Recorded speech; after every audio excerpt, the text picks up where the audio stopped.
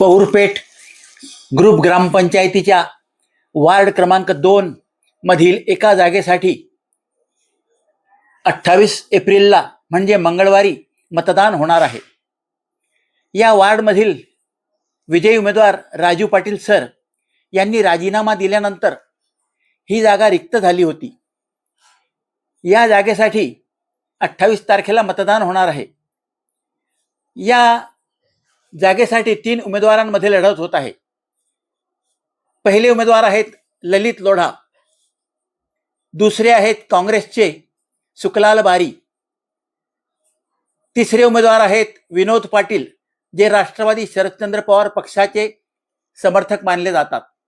ललित लोढा हे माजी सरपंच प्रदीप लोढा यांचे समर्थक असून भाजपचा त्यांना पाठिंबा असल्याचे सांगितले जात आहे. ते भाजपचे कार्यकर्ते देखील आहेत. या तिरंगी लढतीत कोणाचा विजय होणार, कोण विजयाची माळ गळ्यात घालणार आणि गुलाल उधळणार हे लवकरच कळेल. उद्या मतदान होणार असल्याने गेल्या 8 दिवसापासून पहुरला प्रचाराची रणधुमाळी माजली आहे. निवडणूक छोटी असली तरी त्याची चर्चा मोठी आहे. 3ही उमेदवार तुल्यबळ आहेत.